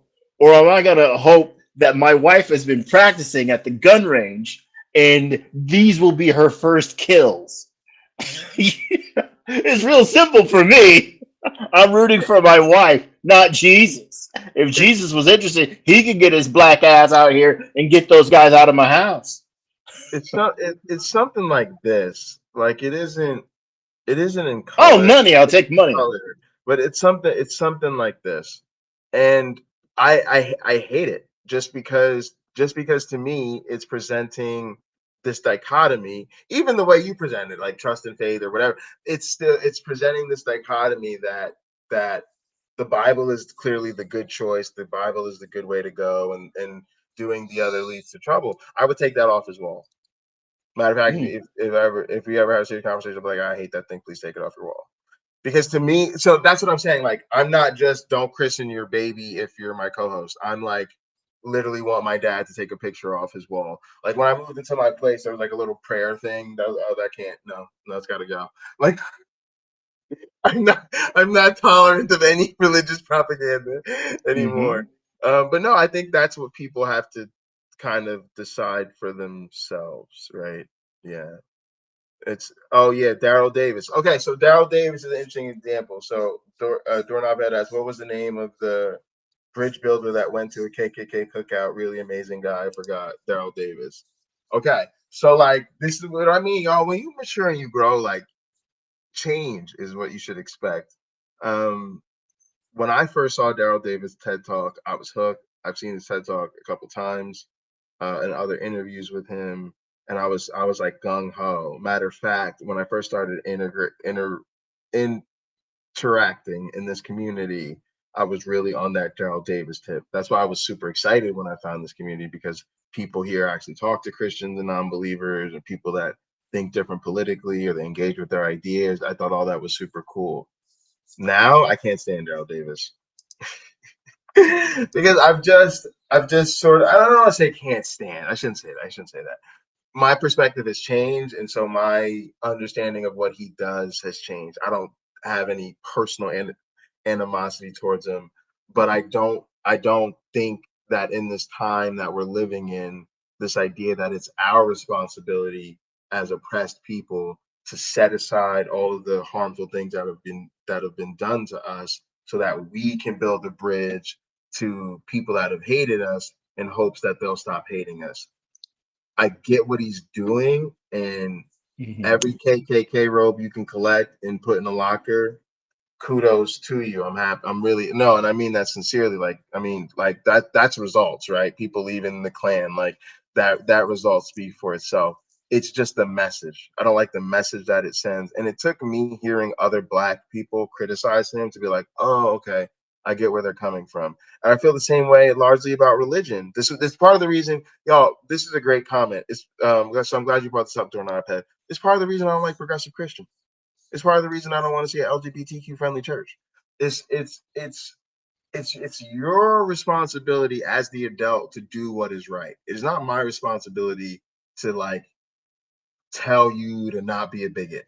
Like, so to me, you know, the burden should be on the people who are wrong to change, not for the people who are marginalized to convince others of our humanity. But when it comes to convincing others of our humanity, I think Daryl Davis has been successful, and his work is rightfully praised for that. Yeah, it's tough. It's definitely tough though. Cross racial collaboration and community in Brooklyn. Yeah, Brooklyn seems like a place. Hey man, y'all get it going. Let me know. I'm in the Newark, New Jersey area, so I am fairly close to New York City, like just probably a dozen miles or so. How close do you live to LA, my one black friend? I'm in LA County. So if I was just in downtown LA for a concert last night. It's about 64 miles away, 74 miles away. 74 LA's miles. big. LA County is huge, yeah. But I'm at the edge of LA County, North LA County. Wow. Wow. All right, y'all. So I'll mention a couple more things before we get out of here. So one is, I think if you're gonna be an atheist in church, you've definitely got to really question why you're going and participating. And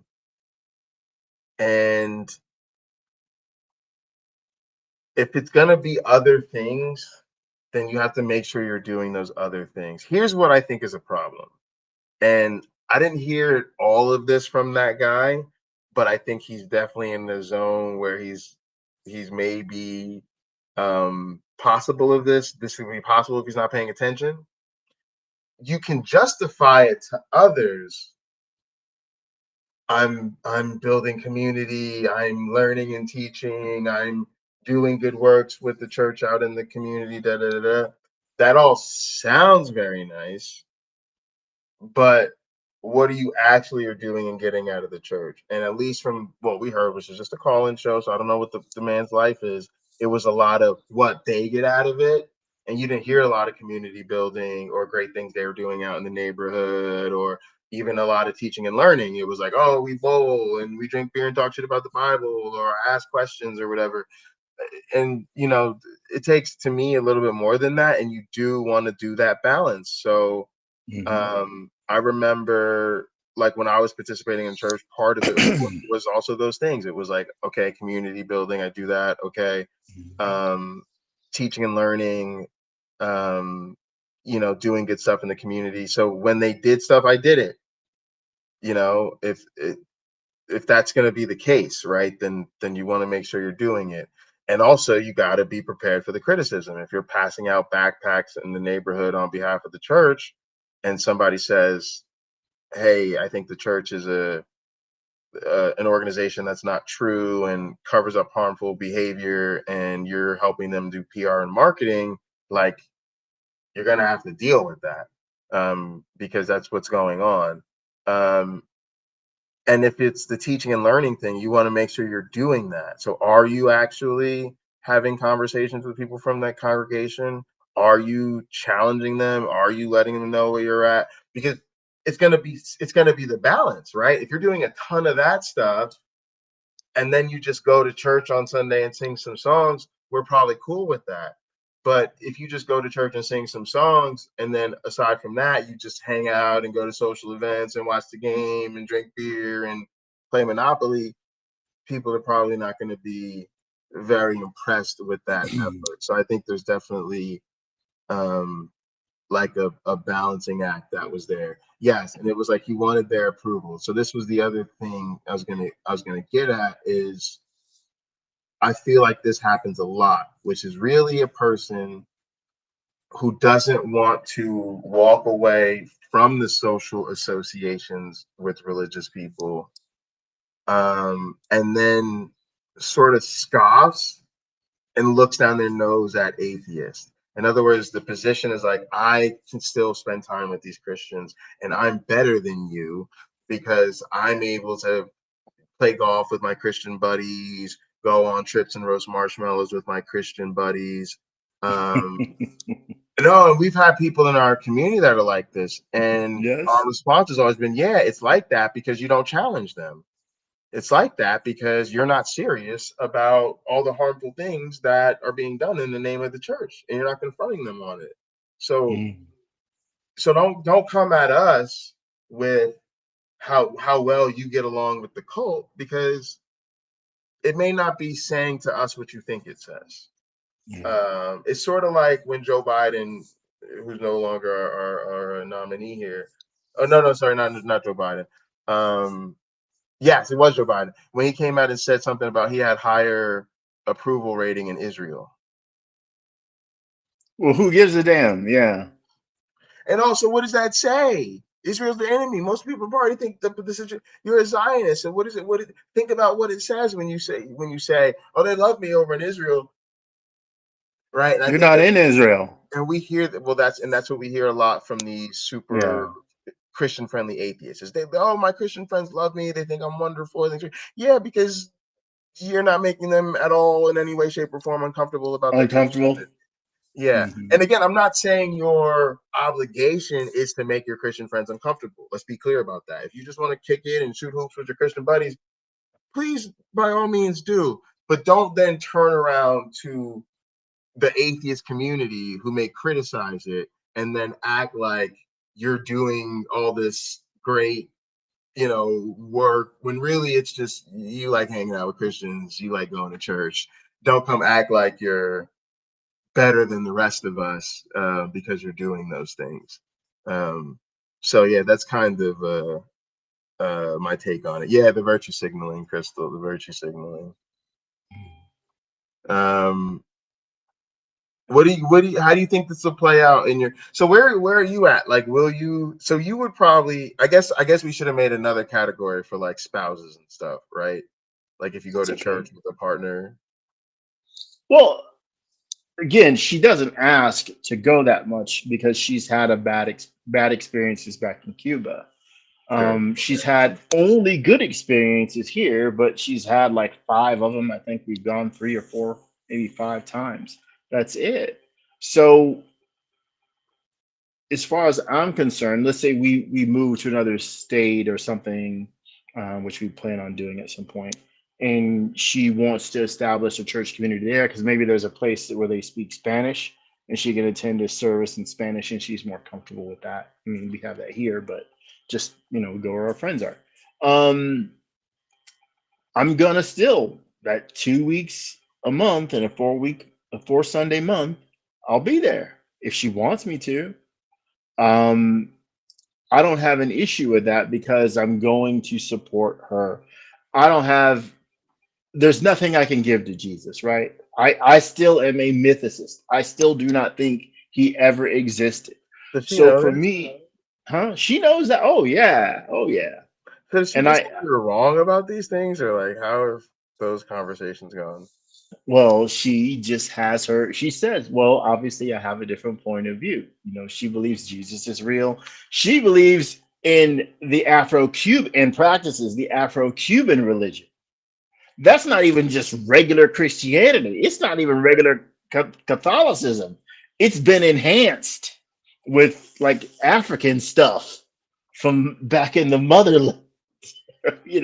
So it's not even the same as what my neighbor stands up there and preaches, because they have saints. He doesn't preach saints.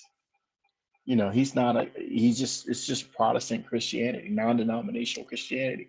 His church has wonderful people there. They have car shows at his church, for crying out loud. He made sure I got a shirt, even though I don't believe, but he knows I love cars. He's like, I got you a shirt, man.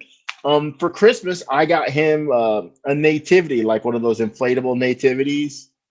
That was his Christmas gift from me. There's zero animosity either way. That's my neighbor, my friend. I love him. He loves us. We're cool. My wife, she has her particular point of view, and she knows I'm not buying into the Afro-Cuban religion at all. But she knows that she's not going to get ridiculed for believing that from me.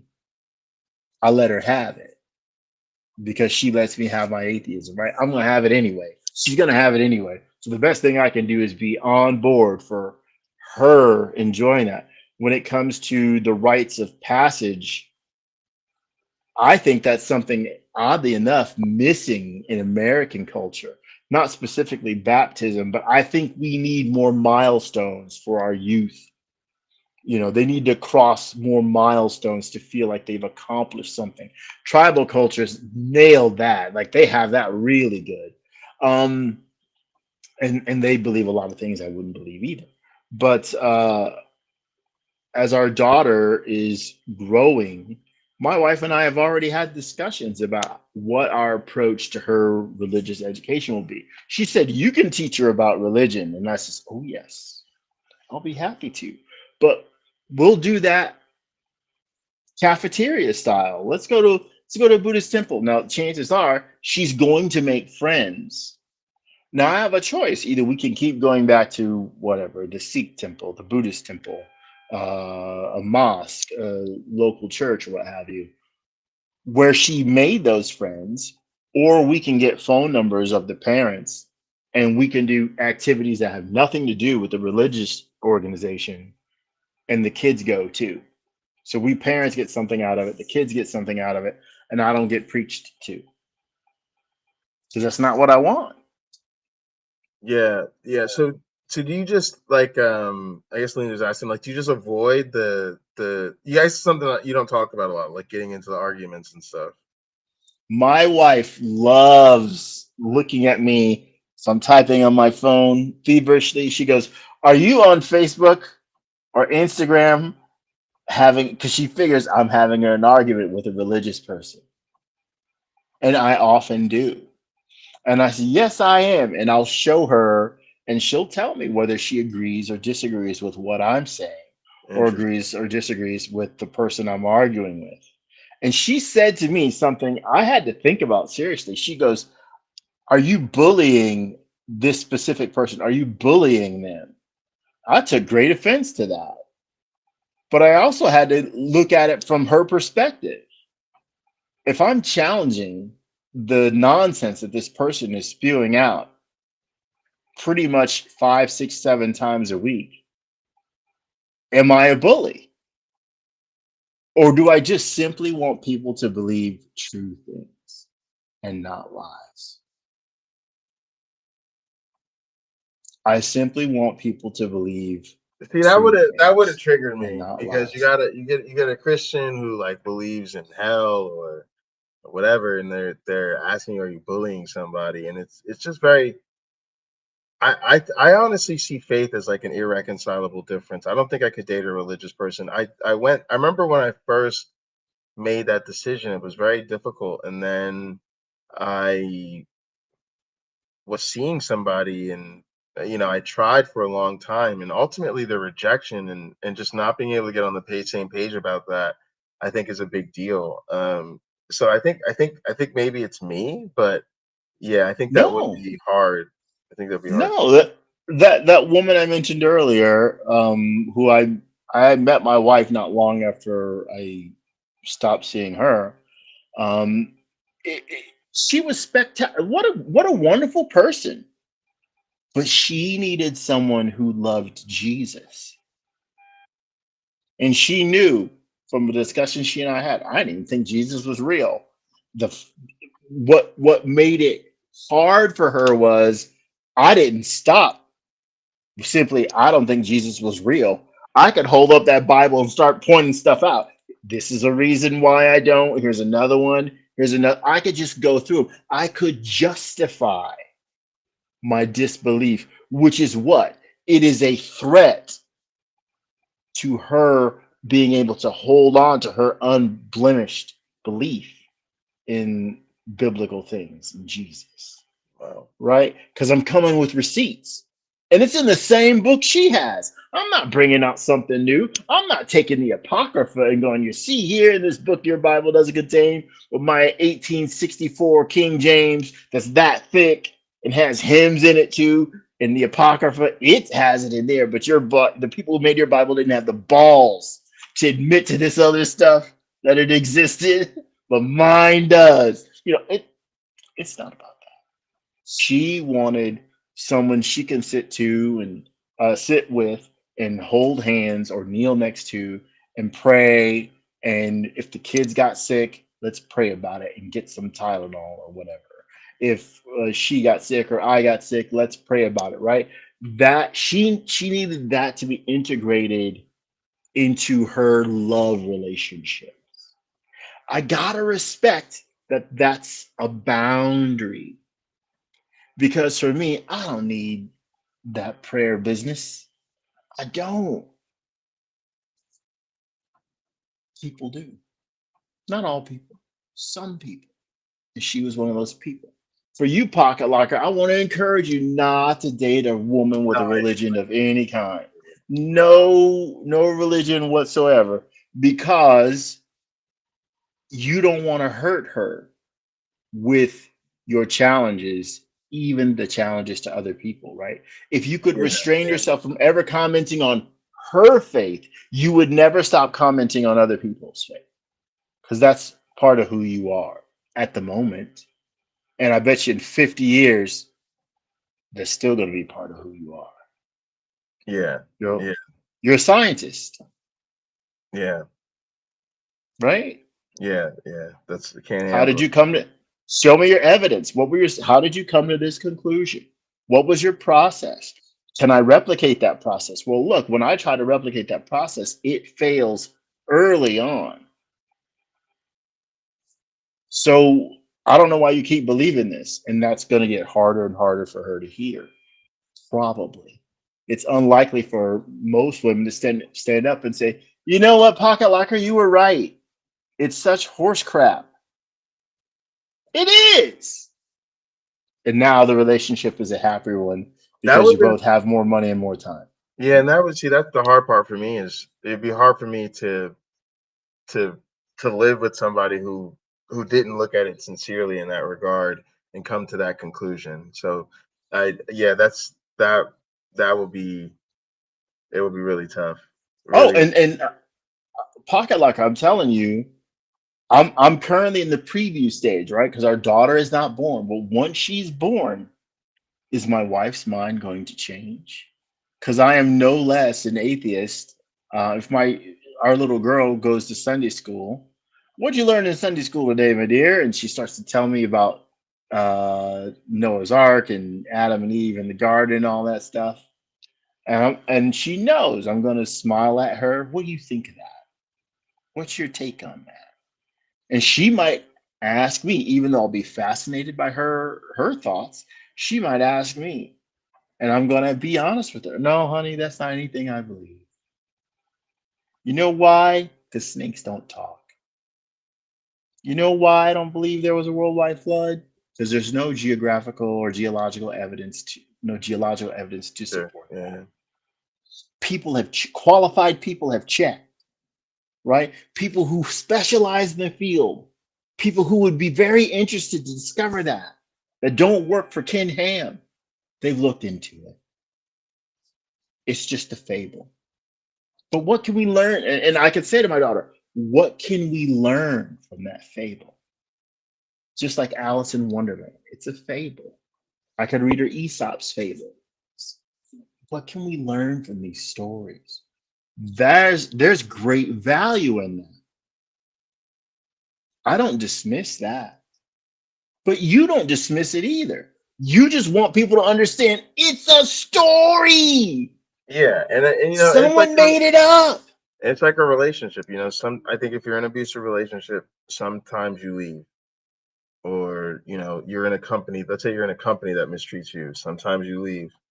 You know your worth. Sometimes you come back and you sue, and sometimes you try to get the company shut down. And you know, when it comes to religion, I wake up and choose violence. You know, I just don't. I really do want to. I do want to contribute something to ending religion, not just leaving. And I was thinking about this earlier. That you know, a lot of people, it's just, oh, I don't believe that anymore, and now you just want to leave. No, I'm like, I don't believe this anymore, and I want this. I want them to not be able to do this anymore, so that other people don't have to go through this. Yeah. Yeah, you don't want wounds. Exactly. And you want people who have the wounds to heal. We can agree that religion can be extremely harmful to people. We've talked extensively on Hot Program about ministers or other clergy abusing members of their church. Those people didn't show up for that. They certainly don't deserve that. They deserved a better minister. The whole congregation did, not just the victims. Right. So for me, when I consider that, if I hadn't read the Bible and someone presented that to me as a point to ponder about, is this show that God cares, or does this show that God doesn't care? I would have to be honest with myself and the other person and say, that's worrying, because it's as if God doesn't care. And if God can justify that abuse, God's wrong. Yep. Absolutely. I don't have a problem saying that. And I've begun to mention to people when I argue with them on Instagram and Facebook, if you consider it a good thing that the God of the Bible answered wickedness with wickedness, what does that say about you? Because I can't condone that. I am more evolved than evolved, as we talk about people being emotionally evolved. I'm above that.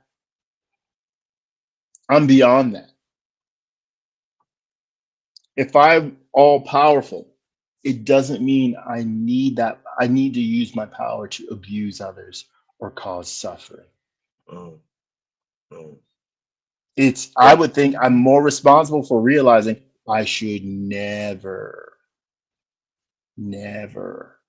cause suffering, because that's how human beings. I have a friend, one of my mentors. She is an alcoholic. She's been sober for like 40 years. And she said to me once, more than once, pain is the great teacher. Well, if I'm the God in heaven causing suffering on people to get back at their wickedness, what I'm teaching them is that suffering is a great way to make other people feel bad. Yeah, absolutely. So pragmatic. What are humans going to do? So let's stop sugarcoating. Yeah, that's me, Crystal. Let's just stop sugarcoating and get up out of here. All right, my one black farm. Final thoughts on atheist attending church. If you want to go, go. Especially if there's punch and pie. Yeah, if you want to go, go. But think about not going, and definitely, definitely just understand that if you do go, people are gonna, they may have valid critiques of that decision, and hear them out. All right, gang. Thank y'all so much for tuning in. I really, really, really appreciate it. Yeah, We thank really you. appreciate it. I am like 23 subscribers away from 1,000 or something. So please like the video, subscribe to the channel, and share the video. And hopefully we can get some of the new people to subscribe. Really appreciate y'all. All right, I'll be hanging out and gather, and we'll see you next time. See you next Be time. good to yourselves.